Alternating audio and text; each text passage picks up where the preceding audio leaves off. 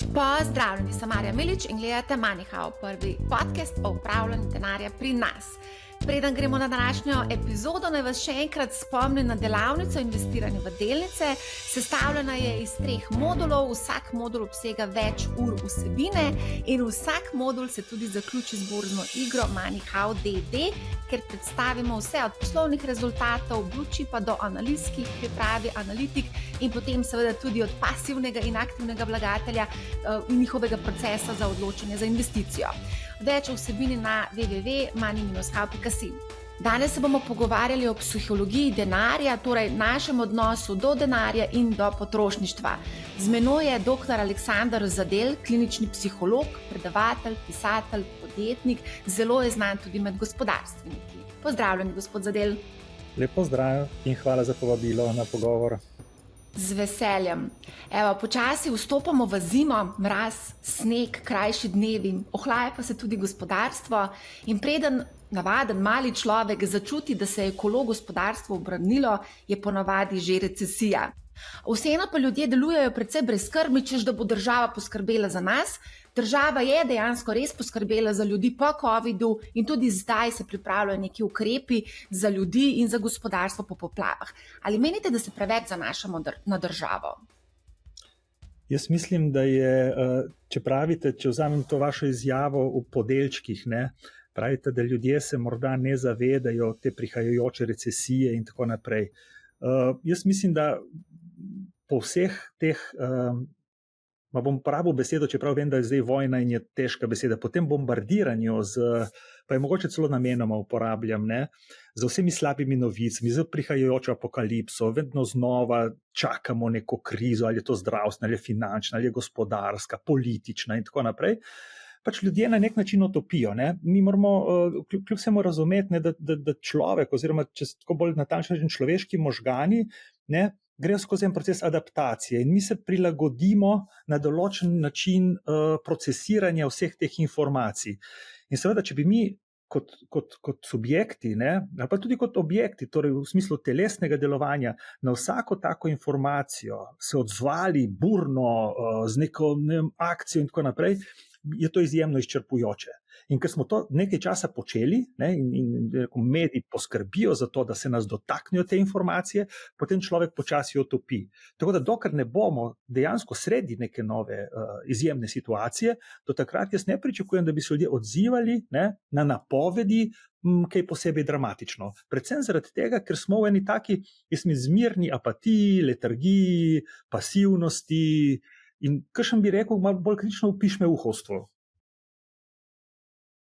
Ja, vse te napovedi se pogosto revidirajo in popravljajo navzgor, navzdol, tako da te revidacije se dogajajo kar precej pogosto v zadnjem času, se mi zdi.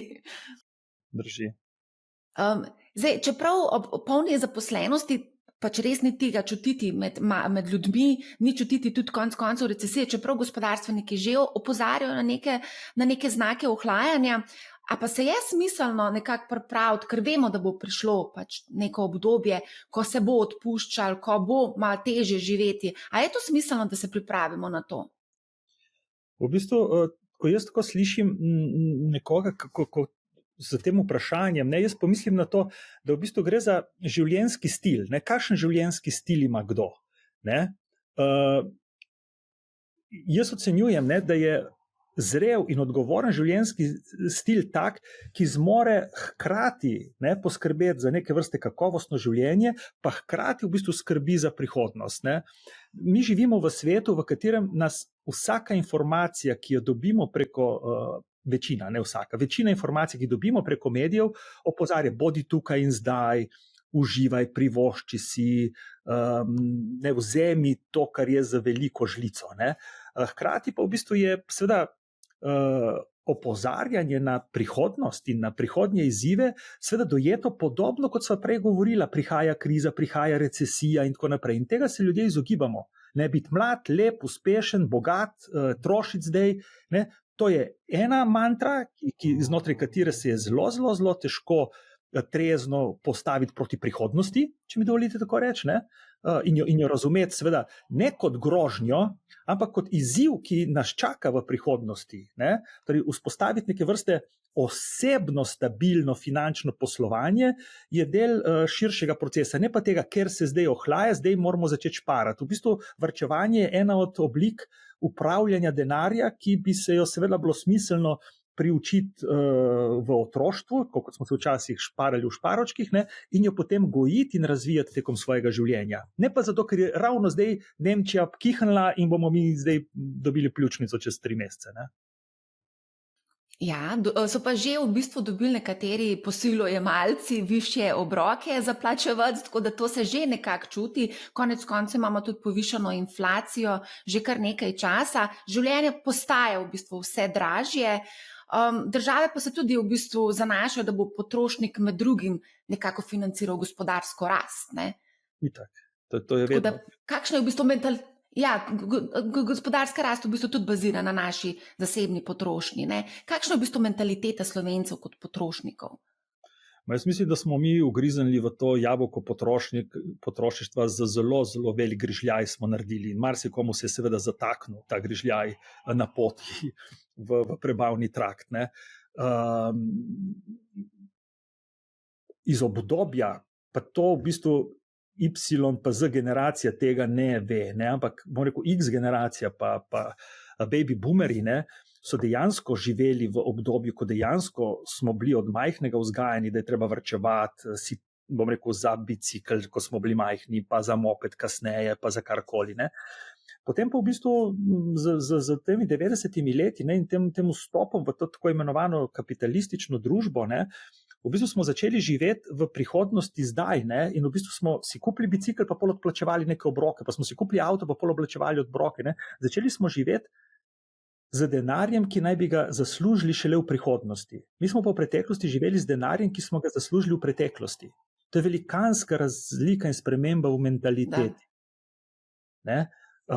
In seveda, ko ti živiš z denarjem, ki ga boš zaslužil v prihodnosti, ne? Torej imaš televizor, ki ga plačuješ na obroke, si bil na dopustu, ki ga potem odplačuješ na obroke, voziš avto, ki ga boš... Torej ti zdaj uživaš, pol boš pa mogel delati. Ne? Pravilo pa je, da ti zdaj delaš, pa pol uživaš. Ne, mi ne gledamo sendviče, pa smo siti. Ne? Mi sendviče treba pojesti, pa si pol sit. Ti popiješ vodo, pa si pol odžejan. Torej ti delaš, pa pol imaš. In tukaj je potem težko z ljudmi, ki imajo možnost, ne, goljufanja osnovnih temeljnih principov življenja, ne, torej s kreditom, kredit ni nič drugega kot to, ne, psihološko govorim, ne, ekonomisti verjetno grejo lasje v zrak, ampak jaz sem psiholog, ne. To meni, ko jaz vzamem kredit, si bom privoščil nekaj, kar si v resnici ne morem privoščiti. Ne, torej financira pač nekdo drug. In to me ne stane. In me stane v prihodnosti. In sedaj v prihodnosti ne poznam, koliko bom zdrav, ne vem, kakšna bo inflacija, ne vem, kakšna bo gospodarska rast v Nemčiji, ne vem, kako bojo Kitajci se razjezili na Amerikance in obratno za bilo kaj, in kakšna bo cena zlata in nafte in plina, jaz nimam pojma tega. Ne? To pomeni, sedaj te preseneti. Sedaj sem potrošnik. Jaz sem tudi živel včasih, ko sem poznal blizu sebe ogromno ljudi, ki so jemali take in drugačne kredite za stanovanje. Zdaj sem pač v tistih letih, ko pač krediti niso več moj osnovni način življenja. Ne? Na srečo se mi zdi. Ne? Pa tudi niso bili ne vem kaj v preteklosti. Ampak ne rečem, da nisem nikdar vzel nobenega kredita. Ne? Ampak ljudje, ko so kupovali stanovanje, niso rekli, jaz bom vzel ta kredit, ker mi bo omogočil, da lahko pol še kaj živim in tako naprej. Ampak ne, smo se z banko kregali, da koliko še lahko nategnemo pri moji plači, da vendarle mi dajo še največji grid, da bom si kupil največje stanovanje, ki lahko, ker pa te 70 kvadratov mi pa res ne bomo mogli živeti, ker mogoče bomo imeli 5 otrok. Ne? In potem imamo te predimenzionirane materialne dobrine, ki nas dejansko ne osvobajajo, ne, ampak nas v bistvu priklepajo na banke, niti ne več na državo, niti ne več na družino ali kamorkoli že. Ne. Mi smo priklenjeni na banke, ne, na te, jaz rečem, obroke, ki se povečujejo in nam onemogočajo, da bi pač, ne vem, živeli tako kakovostno življenje, kot mislimo spet, da si ga zaslužimo, ne pa takšnega, kot si ga lahko privoščimo. Mislim, da včasih so ljudje živeli zelo zanimivo, ki ga lahko privoščili, ne, se opravičujem. Danes pa živijo tisto življenje, ki mislijo, da jim pripada, kar je velika razlika. Ja, in kako potem vzgajati otroke v tem svetu, ker v bistvu varčevanje ni več v bistvu nekaj, kar se uči, oziroma ker pač ni potrebe po tem, kot ste povedali, se takoj servira z vsemi temi zadevami. Vi imate 4 otroke, a ste jih učili varčevanja? V bistvu tako je. Ne? Tisto, kar sem z ženo počela, je bilo to, da smo nekako uvedli v to našo družinsko dinamiko, da ni samoumevno, da je vse tukaj in zdaj in na razpolago. Ne? Jaz uživam pri tem, ko si otroci zamislijo, da bi nekaj imeli, in je moje naslednje vprašanje, kako boš do tega prišel. Nekaj jaz bi imel telefon in pol starši začnejo razmišljati pismo, zdaj bomo imeli malo rojstni dan, pa bomo dali mi, pa babica, pa to, pa bomo kupili en telefon, dober, ne?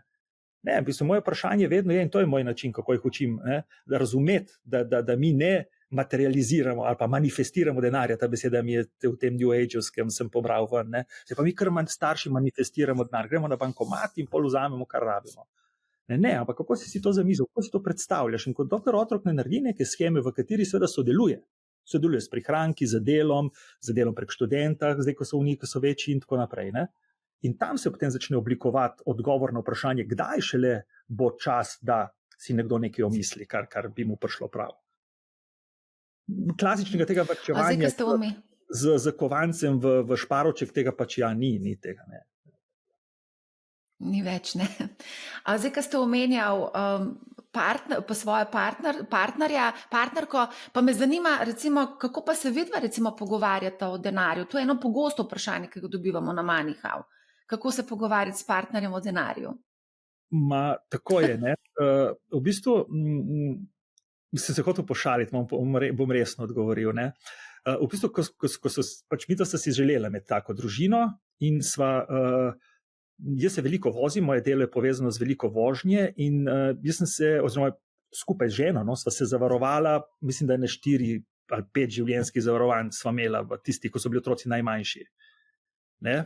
Se nam je zdelo to logično, ker če slučajno se bi komorkoli od naju kaj zgodilo, ne, bi seveda ta družina, eden za to družino, pač so gledali na to, ne, da so imeli ta zavarovanja v različnih zavarovalnicah in mislim, da so jih imela oba skupaj 6, mislim, da jaz 4, ona 2 ali 3, tako, ne vem zdaj točno, ampak zato, ker se pol spreminja, se veste, ko se spreminjajo pogoji, potem v bistvu nekje zaključiš ali pa preneseš ali pa nadaljuješ v novo zavarovanje in tako naprej, ne.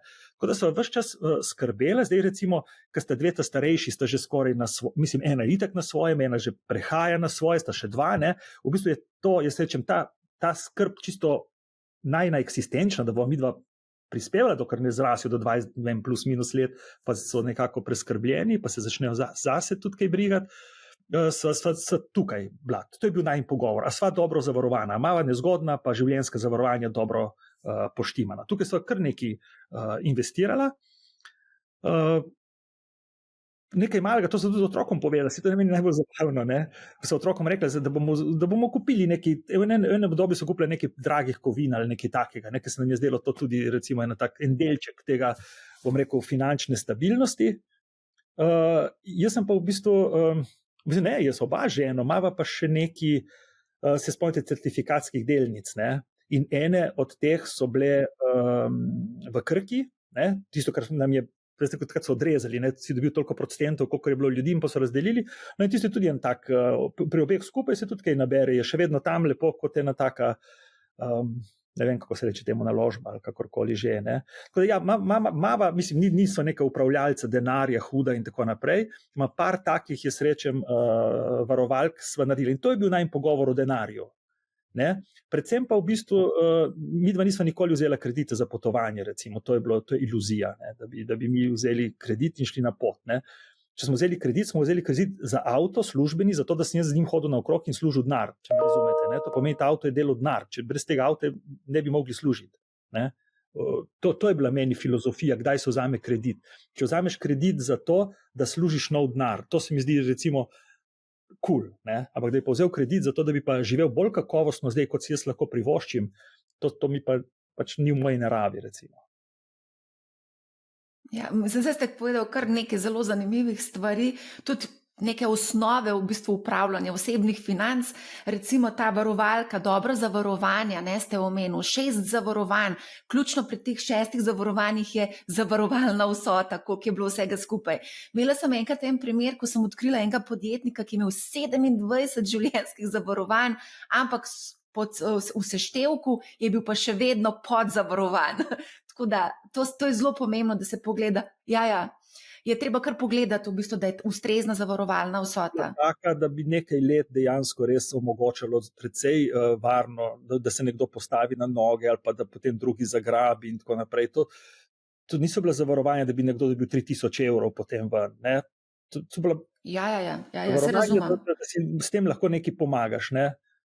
Mi da so gledali, koliko neto denarja potrebujeva na mesec, ne? In potem smo v bistvu razmišljala, za koliko časa, ne? Ali bi ta denar zadoščal za 1 leto, za 2 leti, ne? Za koliko časa, ne za kupiti avto otroka, ko bo toliko star, ne, za koliko življenj, za koliko kruha, mleka, salame in tega je ta denar primiran. Pa plačati najemnino, pa ogrevanje, pa to. To so imeli v glavi, recimo. Seveda, se vas razumem. Je pa tako zanimivo, ko se pogovarjam z ljudmi, to ni ta prva stvar, ki jo omenijo, moram iskreno povedati. Marsikdo v bistvu nima urejenega življenjskega zavarovanja, kljub temu, da imajo otroke, a ne? Pa bi bilo mogoče smiselno, glede na to, da so odvisni od naših dohodkov. Zdaj, ko se vrtiva okrog teh kreditov, ki ste tudi omenjal, mi je zanimiva ena zadeva, ki sem jo pred leti slišala od enega kolega, da ga je obšla dejansko fizična slabost. On je bruhal pa podpisu kreditne pogodbe za stanovanje. Meni se to zdi mogoče malo pretirana reakcija, sploh glede na to, da greš ti v nek odnos z banko, z zavedanjem, z nekim planom, kaj v bistvu, in tudi veš nekaj, kaj te bo čakalo v naslednjih 20 letih ali pa 30 letih. Zakaj take reakcije? Jaz mislim, da taka reakcija je bolj povezana z tem človekom kot takim, ne z nekim splošnim odnosom ljudi z banko.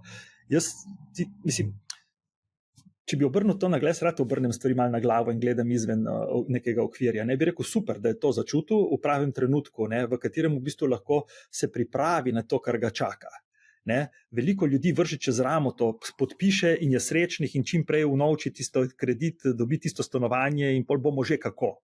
To se mi zdi bolj problematično kot to, da ti začutiš odgovornost, ki si jo sprejel s tem, da si vzel en zahteven kredit. Veste, ko se ti soočiš s tem, nam se vse zdi oddaljeno 30-40 let, ne? Ampak 30-40 let početi vsak mesec eno in isto stvar in notri imeti klauzulo, ne, da se bo kredit na ta obrok povečeval skladno z pravili, ki jih bomo mi postavili, na katere ti, ljubček, nimaš nobenih resnejših vplivov, to je tako, no to je meni, wow, jaz rečem, ljudje so res tako, zelo cool, da to podpisujejo, no, tako v takih zneskih. A imaš izbiro, če hočeš kupiti stanovanje? Sej, to je to, torej ekonomisti so nas prepričali, ne, jaz rečem preko medijev, ne, pa jaz ne mislim, da gre na nobeno teorijo zarot ali kaj takega, ampak so nas prepričali danes, tudi politika nas je prepričala, da zdaj mladi morajo imeti stanovanje. In to je, čakaj, ni cool imeti stanovanje. Ne, vprašajte mene, kdaj smo mi do ženo kupila stanovanje. Ne? Ko smo mi kupila stanovanje, v katerem zdaj živimo, smo imela 2 otroka že, ne? In so bila do takrat podnajemnika.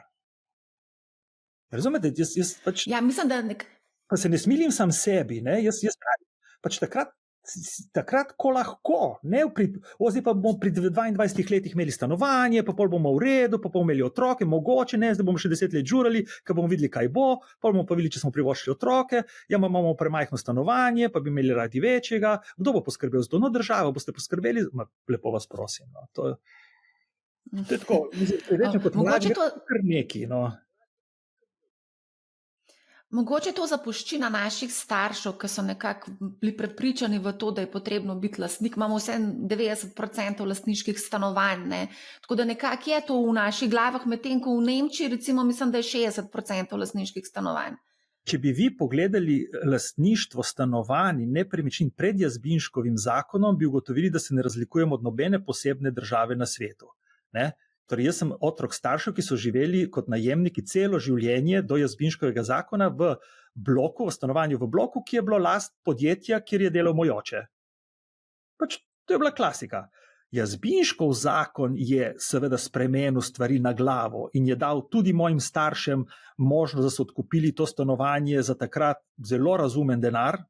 Jaz nikoli več nobena nepremičnina v Sloveniji ne bo stala toliko, kot je stalo teh, mislim, da 60-70 kvadratov veliko stanovanje, ki ste ga moja starša potem takrat odkupila. In to lastništvo je drugačno lastništvo kot to, kar zdaj. Takrat, pred Jazbinškovim zakonom, je bilo enako težko kupiti stanovanje kot danes. Kar nisi kar povlekel iz žepa, pa malo nekaj, kar pa je bilo težko. Takrat se je zgodila ta anomalija in potem je to ta razvada, jaz rečem, to je razvada, nekaj, kar mi mislimo, da nam pripada. V življenju nič ne pripada. Se treba izboriti, zaslužiti, oddelati, karkoli že. In seveda danes je politika seveda to mantro prevzela, izgleda to zelo všečno očitno za ljudske množice, da treba zagotoviti stanovanja, delati stanovanja in tako naprej. Nima nič proti temu. Jaz sem zelo, jaz sem iz Kopra in ko gradijo stolpiče in rečejo, bomo imeli nova najemniška stanovanja, pa neprofitna stanovanja, mi zdi to lepo. Jaz mislim, da rad živim v družbi, kjer v bistvu država omogoča lažji dostop do infrastrukture. Samo ni pa to nekaj, kar mi pripada. Razumete? Torej, super je, da se to dogaja, ne moramo pa reči, ker država pa ni naredila tega pa tega, zdaj smo pa mi v kot, pa se smilimo sami sebi, ker smo bogi, ker ne moramo imeti stanovanja, ki država ni za to poskrbela. Te logike. Ampak ravno to govorijo mladi. Točno to. Ravno o tem govorijo mladi. Ja. Ko zdaj govorimo o lastništvu, da je vas dotakniti mogoče premoženja in tega, da se radi primerjamo z drugimi. Zakaj nam je to pomembno, da primerjamo svoje premoženje, avto, stanovanje, plače med seboj? Zakaj to počnemo? Zaradi tega, ker to je prineslo to blagostanje, ekonomsko blagostanje, tam po drugi svetovni vojni, še posebej v 70-ih letih tega gospodarskega razcveta, v bistvu je lakota, pa tisto primarno zdravje nista bili več ključni vprašanji kakovosti življenja. Ker če ste do leta 50-60 vprašali ljudi, kaj pomeni kakovostno življenje, ali pa kaj bi si najbolj želite za svoje otroke, da bi bili zdravi, pa da ne bi bilo vojne, da bi bil mir, take stvari, kot jih misice še danes govorijo. Oni so še vedno v tistih časih. Mir, pa zdravje, pa otroci srečni, pa to. Ampak potem, ko se je začelo pa to blagostanje povečevati, potem pa v bistvu ni bilo več ključno notranje zadovoljstvo, notranji mir, v smislu smo siti, smo zdravi. Potem v bistvu je pa ta X generacija to prijela, ker prejšnja generacija je živela zato, da je delala. To je bil živim, da delam. Oni so pa delali zato, da živijo. To je pa značilnost X generacije. Delam, da živim. Torej, hočem kakovost življenja. Danes še marsikomu zbeži reče, zakaj delaš? Še delam za denar. Ne, ti delaš za kakovostno življenje. Za denar so delali 70-80 let nazaj. Ker je to pomenilo, da so siti, da imajo račune plačene, pa tako naprej. Torej, X generacija je hotela ustvariti dodano vrednost. Hoteli so imeti vikend, hoteli so imeti večji avto, ni bil dovolj fičko, ni bil dovolj stoenka, je moral biti golf, je moral biti večji avto. In to je bilo, bom rekel, potem izraz, da si uspešen v življenju, ker ti se moraš ločiti od drugih. In ja, žal 70-80 let nazaj si se ločil potem, a imaš site otroke ali jih nimaš, a imajo pokrpane hlače ali nimajo. To pomeni, ko imamo vsi pokrpane hlače, to je isto kot v gospodarstvu. Nobena firma se ne hvali, da imajo elektrificirano proizvodnjo, ker imajo vsi. Torej, po čem se razlikujemo? Ker imamo digitalizirano danes. V 90-ih letih, ker imamo informatizirano proizvodnjo. Torej, ljudje se začnemo primerjati po tistem, kar je tista dodana vrednost, kar nimajo vsi. Torej, in zdaj seveda vsi smo zdravi, vsi smo zavarovani, vsi imamo neko osnovno preživetje, torej kaj pa je razlika, da sem jaz uspešen? Ja, da vozim tako velikanski avto, da imam ne vem kakšen vikend, ne vem kje in tako naprej. Torej, to je razumljivo z vidika razvoja človeške, bom rekel, psiha in odnose do sebe, do drugih, do družbe, ne zgolj samo do materialnih dobrin. Zdaj, ko ste omenjali, delam, da živim, milenici pogosto tako razmišljajo. Ja, a je potem plača dovolj velik motivator? A je sploh plača motivator? Kaj motivira današnje zaposlene? V bistvu milenici živijo zase. Oni ne živijo ne za denar, ne živijo zase. To je ta značilnost te generacije. In v bistvu zakaj gre? Gre za to, da ko ti živiš v relativnem blagostanju, jaz vedno rečem v relativnem blagostanju in se tudi zavedam tistih ljudi v Sloveniji zdaj ali pa kjerkoli, ki živijo ob robu revščine, težko se stavijo mesec in tako naprej. Ampak zdaj govorimo o družbi na splošno, torej ne o ljudeh, ki preko bortorstva čakajo 30 evrov konec meseca, da nekdo podari. Imam veliko empatijo do tega sveta, ampak zdaj ne govorimo o njih. Torej, v družbi relativnega blagostanja se kaj dogaja? Se dogaja, da ti v bistvu ne moreš razviti pravega odnosa do denarja. Čisto preprosto ne razviješ, ker denar je bil prisoten, in če ga ni bilo, smo si ga nekje sposodili ali pa na banki ali kjerkoli že. To pomeni, ko se ti pogajaš, ta mladina, ko se pogaja za službo, oni se dejansko pogajajo o kakovosti svojega življenja. Oni hočejo, da jim je fajn v službi, da se imajo dobro. In zato je to zanimivo, ker se še posebej zajevci, oni se ne znajo pogajati o plači. Oni hočejo, da jim je dobro, oni hočejo imeti chief happiness officerja, ki skrbi, da bo njim fajn v službi. In še da bomo kaj naredili za tihomorske želve, ali pa za orke, ali pa ne vem, za kakšno žival, ki je ogrožena. Torej, oni globalno razmišljajo skozi svojo trajnostno odgovornost, bi lahko temu rekli, in skozi to, da jim je fajn. Če me vprašate, pa ne gre za njihov intelekt, boh ne daj, da bi ga žalil.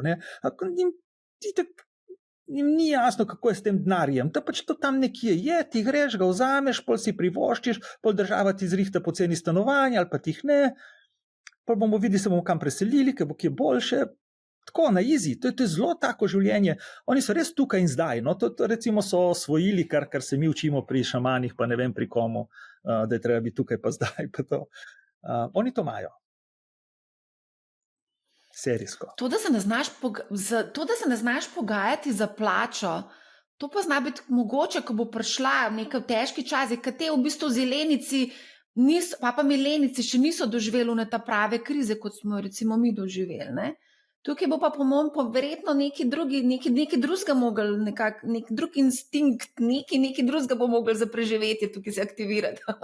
Če gledamo z našimi očmi, če pa gledamo z vidika tega, da jih ni, oni so zmeraj manjše generacije in zmeraj več ljudi rabimo, torej ni ljudi, torej njim se bo sploh ne bo treba pogajati, ker bo že njihova osnovna ponudba za to, da bo sploh službo prišli, bo idealna. Torej, res, mi govorimo, da v kakšnih težkih časih živijo. Če gledamo z očmi človeka starega 60 let, oni živijo v težkih časih. Če gledamo z njihovimi očmi, razumete, jaz sem dovolj star, da se spomnim časov, ko so ljudje po 100 prošenj pisali da bi delo dobili. Ti ljudje naredijo svoj profilček na LinkedInu in se usedejo tako križem rok in čakajo. Možda prošnje pisali za službo, si ti nor. In potem oni izbirajo med tistimi, ki ponujajo, bom rekel, okolje, ki se njim zdi pa res cool, da bi šli delati, pa tudi plača, ok, v redu, ampak vi skrbite za te tihomorske želve, ja skrbimo, plačamo 1% od prometa, da super, bom jaz tja prišel delati. Oni se ne pogajajo, to je fascinantno. Če bi bila seveda 30-40% brezposelnost, pol pa bi bila frka, pol je pa panika, ker pol pa nimaš tega orodja za se pogajati, kar je imela X generacija, oni so do fundamenta se pogajali, do dneva dopusta, do ne vem, kaj še, da telefon, kakšen račun, bom dobil, kakšen račun, koliko bom lahko na mesec porabil, če se spomnite še časov, ko ni bilo za 15 evrov vse all inclusive in to, a imam za 100 evrov telefona, jaz bi rad 150 evrov telefona na mesec, to je X generacija, ti samo, telefon, jaz se ga imam, če ne imam pa bonega od mame. To je res.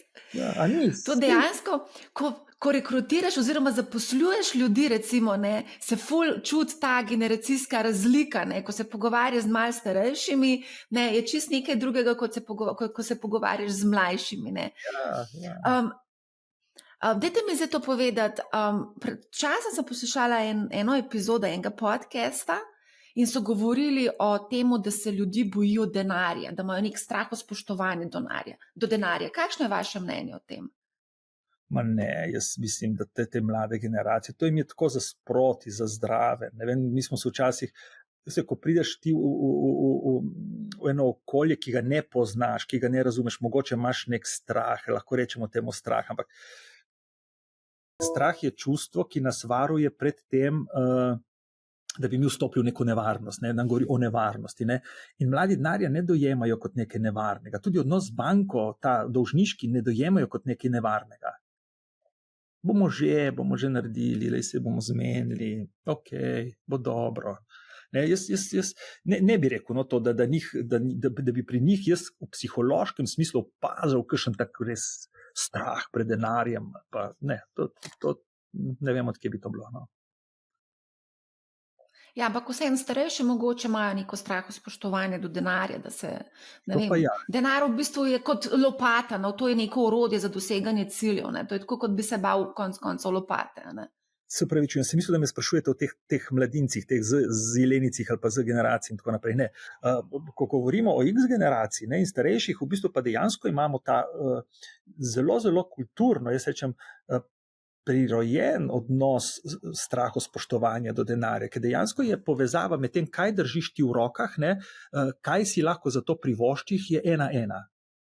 Ne, to je 1:1. Če pa ti imaš neke bitcoine, pa imaš neke delnice, pa imaš neke izvedene finančne inštrumente, pa imaš možnost nekega kredita in tako naprej, potem v bistvu je to tako v zraku, tako neoprijemljivo, da te straha ni. Se pa kaj pojavlja? In tu mogoče je odgovor na vaše vprašanje. Se pa pojavlja pol anksioznost. To je pa strah brez vzroka. Anksioznost se pa pojavi takrat, ko ti lebdiš brez kakšnih stabilnih, oprijemljivih temeljev, sider okrog sebe. Ne?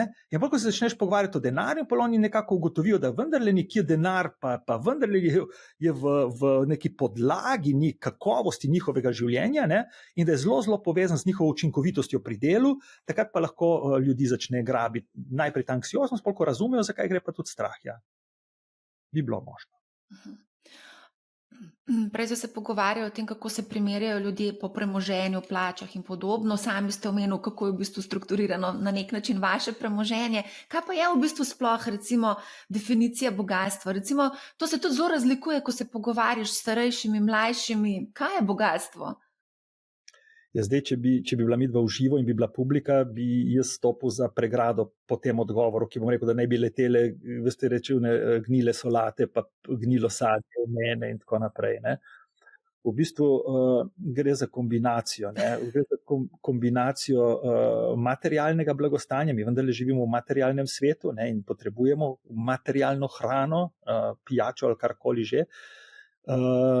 In seveda vpetost v odnose. Torej, notranji mir in zadovoljstvo nam da pravilno ravnotežje med učinkovitim upravljanjem odnosov in pa materialnega sveta.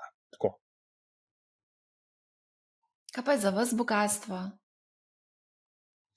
Jaz sem že po teh letih, ko dejansko res dojemam bogatstvo kot notranji mir in skladnost v medosebnih odnosih z ljudmi, ki mi veliko pomenijo.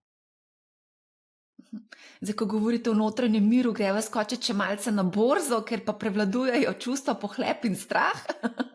Kako premagati eno in drugo za čim bolj racionalne, naložbene in neemocionalne odločitve pri v bistvu odločitvah za naložbe? Jaz dojemam tudi borzo, tudi tiste Krkine delnice ali karkoli že, ne kot nekaj, kar bi moral vsako jutro preveriti v časopisu. Ne.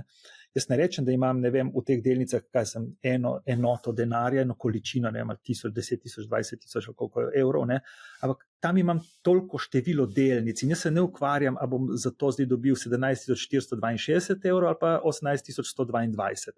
To je tisto, kar požre ljudi od odznotraj, ne, ko vsak dan spremljajo na evro natančno, kakšno je njihovo finančno stanje. In to je pot v pogubo. Sem delal kot psiholog z veliko podjetniki, ki so svojim delom zelo zabogateli in potem seveda poskušali investirati v delnice in tako naprej, da bi pač, ko bi rekel, ne nosimo vseh jajc isti košari in tako naprej. Ne. In nekateri so pol zboleli. Ma niso zboleli zaradi tega, ker so veliko delali, ampak ker so veliko gledali v časopise, kaj noter piše o njihovih stanju, njihovih sredstev. Ne. Mislim, da posebej v naši slovenski kulturi niti približno še ni preteklo dovolj vode, da bi mi sploh razumeli koncept delovanja finančnih teh trgov, kaj šele, da bi ga znali upravljati, ne, svoje premoženje na ta način In ena od stvari, ki poznam v te vaše projekte, je to zgodnje opismenjevanje, bom rekel, mladih, pa tudi otrok, ne, o finančnem znanju. Se mi zdi ključno za to, da bojo te generacije, ki prihajajo, vendarle seveda lahko razumele najprej, kaj se dogaja na finančnih trgih, ne, in da ni tragedija, če je danes delnica padla, ker mediji bojo napisali, ne, da se je zgodil v New Yorku zlom, ker so delnice padle za 4%, ne, ali pa da je groza, ker je zdaj gospodarska rast je enaka, kot je bila 2016. Je pa kaj je bilo 2016 narobe, ljudje? Ste bili brez hlač, brez gat, niste mogli kupiti sendviče ali kaj, ne? Ampak ekonomisti bojo napisali, da glede na to, da je padla gospodarska rast, smo šli v recesijo in da zdaj so isti pogoj, ko so bili leta 2012 ali pa ne vem, 2000, pa kaj je bilo takrat, ljudje? Kdo je bil bolan takrat, pa ni mogel do zdravnika? Zaradi gospodarske rasti. To je ta latovščina, ki so si jo izmislili ekonomisti, da izgledajo bolj pomembni, kot so v resnici. Ne? In oni so si dejansko naredili svet ukrojen po svoji miri, da lahko v bistvu počnejo stvari, ki jih znajo sicer dobro početi, ampak so ne vem, 3/4 same sebi namen, če me ne vprašate. Tako da... No, in komu koristi finančno nepismen državljan? Kako? Komu koristi finančno nepismen državljan? To sem vprašala tudi Janeza Šuštaršiča, sem na to isto temo vprašala. Komu koristi finančno nepismen državljan? Zdaj, ko ste rekel, da so se ekonomisti spomnili te latoščine, da v bistvu na nek način manipulirajo tudi z ljudmi. Ne? Definitivno. On celo se izmisli, ta je fascinantno. Bom odgovoril na vaše vprašanje, ampak negativna rast. Si predstavljate, kako moraš biti sprevržen v neki logiki, da rečeš, da nekaj negativno raste. To je patologija, jaz rečem, brez primere. Ne? Ampak ne, to je zdaj normalno. Ne? Pa imamo bazične točke, pa odstotne točke, pa to tako fajn zgleda, ampak to je tako, oprostite, ampak to je res rečem iz srca butasto. Ne? Si izmisliš neke izrazoslovje, ki zgleda seveda strašljivo, pomembno, kunštvo, brihtno, tako res v redu, od zadaj za tem ni kakšne, jaz rečem, bom rekel, posebne vsebine. Torej, komu koristi skozi zgodovino, tisto, kar nas uči zgodovina, je, da denar teče vedno v eno smer, ne, dolgoročno. Teče v centre moči in kapitala. Ne. Včasih se vmes centri moči zavejo, ne, da bo veliko boljše za njih, vsaj srednjeročno ali pa kratkoročno, če v bistvu postane ta srednji sloj močnejši, če ga je več in če v bistvu dejansko je boljše, če je manj revnih ljudi. Ne. Ste sami prej lepo rekli na začetku, potrošništvo poganjajo, gospodarsko rast poganjamo ljudje svojo potrošnjo. Ne. To pomeni super, ne, nekje zopet ekonomisti izračunajo, da je super pomagati ljudem ali z davčnimi, ali s takimi ali pa drugačnimi, bom rekel, pomočjo, ne, da bi seveda okrepili potrošnjo, da bi se spet ta denar stekel v eno moč. Vedno je enosmerna cesta tukaj. Tako da tukaj ne gre niti za politiko, politika je tukaj samo v službi kapitala. Kapital je od tega, ko je človeštvo, boste tega se malo odbitne, ko je človeštvo iz lovsko-nabiralniške skupnosti prešlo preko agrarne revolucije, ne, dejansko, ko se je začelo dogajati, takrat prvi koncepti gospodarstva, kot ga danes razumemo, ne, takrat je postalo, da tvoje kompetence v sposobnosti zagotavljanja pogojev za preživetje, to pomeni lov, da si bil dober lovec, zdrav, spreten in tako naprej, je postalo bolj pomembno, da si dober organizator, dober komunikator in tako naprej, in tam se je začelo kopičiti potem bogatstvo. Ne pri tistih, ki znajo zemljo obdelovati ali pa jo, bom rekel, znajo pridelati, bom rekel, hrano za življenje, ampak pri tistemu, ki zna to dobro organizirati, ki zna dobro prodati, ki zna dobro tržiti, in tako naprej. In to so ti centri moči, ki so danes seveda samo bolj sofisticirani, pač ni kmetijstvo glavna gospodarska panoga tega planeta. Ne. In tja se steka denar. Zdaj, mogoče, če gremo mogoče na dolgoročno planiranje. A ne? Zdaj, za recimo pokojnino se danes svetuje normalno, da se pač varčuje, a ne? Investira na kapitalske trge konec koncev. Kako v bistvu se pripraviti na doseganje nekih dolgoročnih ciljev ali pa na planiranje dolgoročnih ciljev, glede na to, da je pokojnina tako oddaljen dolgoročni cilj? 20, 30, 40 let je oddaljen. Kljub temu, da jaz nikdar ne izpostavljam države kot nekega krivca ali odgovornega za karkoli, se mi zdi, da tukaj je pa ena stvar, ki je pa v interesu države. Sem delal dovolj časa v zdravstvu, da sem ugotovil, da v bistvu ne moreš ljudem prepustiti skrbi za lastno zdravje, v celoti, zaradi tega, ker potem se ti lahko nakopičijo problemi zdravstveni do te mere, da država pol propade, kar smo videli, mislim, da je ogroženo delovanje zdravstva kot take, kar smo videli pri covidu.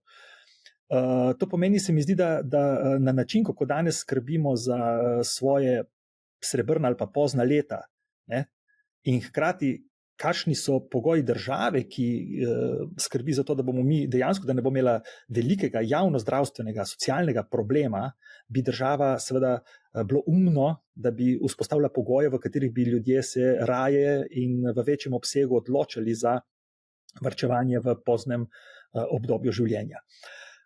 Ker pa smo otroci staršev, ki so dejansko garali in delali za to, da bi v penziji živeli, in še danes je glavna mantra, koliko imaš še do penzije, ko so zaposleni, kaj boš danes naredil, koliko boš zaslužil, koliko imaš ti še do penzije, je fora, ker pol se nam zdi, da pol bo pa ta država za nas nekaj poskrbela, pa bo in tako naprej. In tukaj ta iluzija med tem, da bo nekdo za nas poskrbel in kakovostjo življenja, ki jo bomo mi živeli, ker država ne bo zmogla, poglejte številke, tukaj res ni treba, da si ekonomist, rabiš plus, minus, pa že prideš do tja, da vidiš, da bo trda, že za našo generacijo, kaj šele za naše otroke.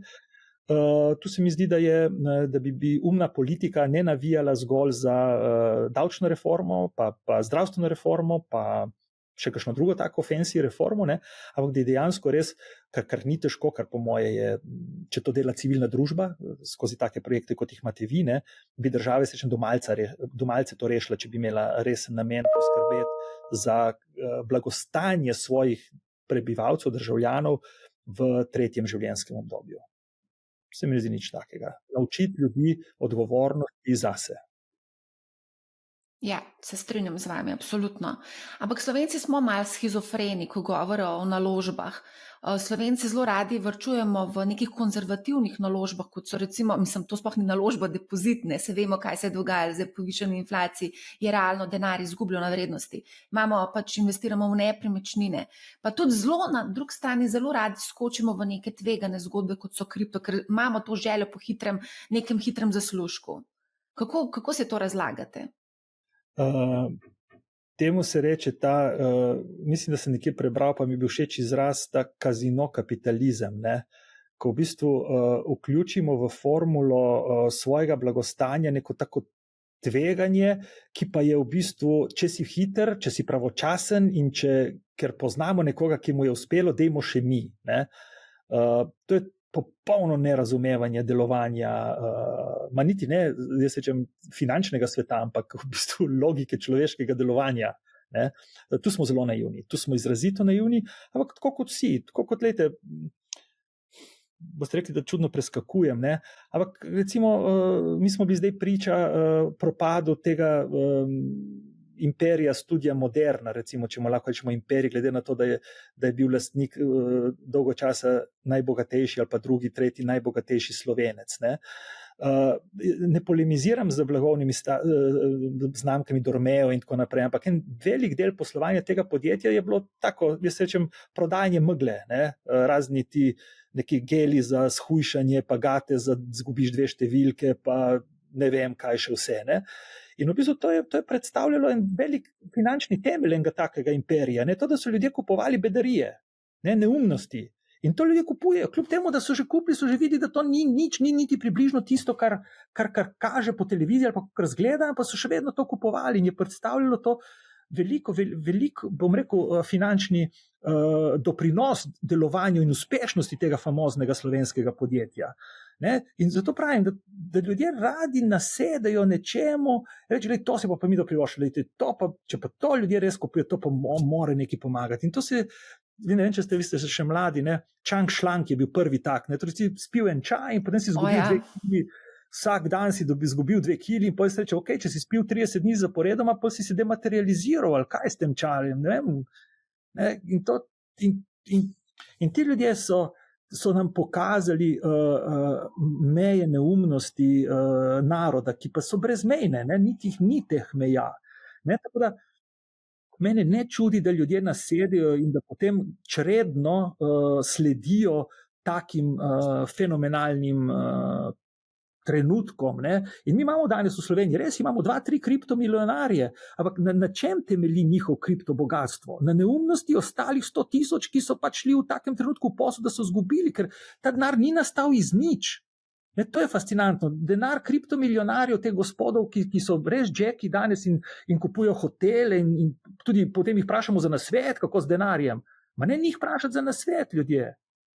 Ne, Jožeta iz Litostroja treba vprašati, kako z denarjem. Ne pa, ne vem, ne, ker njihovo bogatstvo je bilo, pač so prispevali ostali Slovenci ali pa globalno verjetno državljani sveta, zato da so oni zdaj, bom rekel, izstopili v pravem trenutku z takim bogatstvom. Isto kot v vseh piramidnih schemah.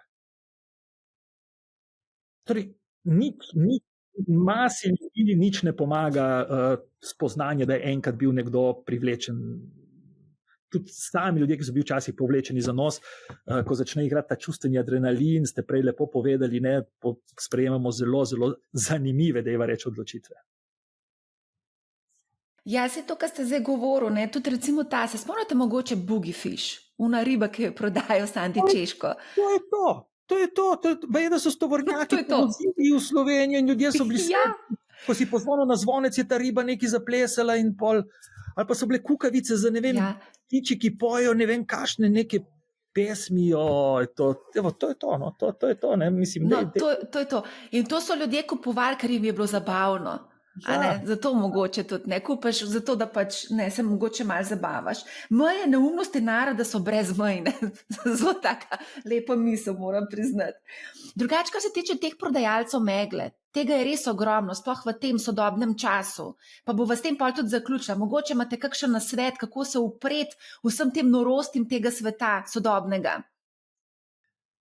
Ti prodajalci megle so isti, kot so bili prodajalci, jaz rečem, marihuane v mojem otroštvu, ne, ki so sladko govorili in obljubljali seveda svet, ki ga jaz ne bom spoznal, če ne bom ena osmodil ali pa vzel tega ali pa onega. Torej, v vsakem obdobju bomo mi imeli plenilce, bom namenoma uporabil malo težjo besedo, ki bojo čakali na notranje nezadovoljne ljudi. Torej, resnično notranje bogatstvo je notranja moč vsakega posameznika, da se upre bližnicam do teh ne vem kakšnih famoznih ciljev nekega užitka, ne, ampak da razume, da tudi varčevanje, dolgoročno varčevanje ali v skladih ali v različnih teh kombinacijah ni igra na srečo. Ne, igra na srečo ni, če ti kupiš Krkine delnice, pa Lek, pa ne vem kaj in potem v bistvu imaš tam en del svojega premoženja varno spravljenega. In tudi to ni namenjeno temu, da boš čez 10 let si kupil barko na račun nekoga, ki si ga nasral, ker ti si v pravem času kupil delnice, on pa v napačnem. Ne, gre za to, da imaš svoje premoženje, ki si ga zaslužil, razpršeno na različne konce, da če se nikjer nekaj podre, imaš kje kaj vzeti za živeti. Ne pa, torej, ljudje še vedno, po mojem mnenju, ko jaz z njimi govorim, kot pa v psihološkem smislu razlagam, ne, razumejo, jaz bom šel zdaj v delnice in bom dal 100 in čez 2 leti bom imel 220. To pomeni, ne, nikjer bom nekaj dobil, kar itak ni moje, pa mi ne pripada. Ne. Ti greš tja noter, tam spraviš svoj denar, ki bo ohranil vrednost, če ga bo pridobil, ampak ne, gre za to, da te jajca, kot radi rečemo, ne nosiš v isti košari. In sam za to gre. In če bi to razumeli, bi se tudi lažje, z manj travme in bolj suvereno odločali za različne naložbe, na različne oblike varčevanja in bi nam to dalo večjo finančno, pa tudi človeško stabilnost na dolgi rok. Ja, razpršenost je mantra, manihal. Najlepša hvala za odlično debato. Moram priznati, da sem kar uživala v poslušanju, tako da iskrena hvala. Z veseljem. Poslušajte Manihal. Hvala tudi vsem, ki ste nas poslušali. Poslušajte Manihal, ne bo vam žal in lep pozdrav.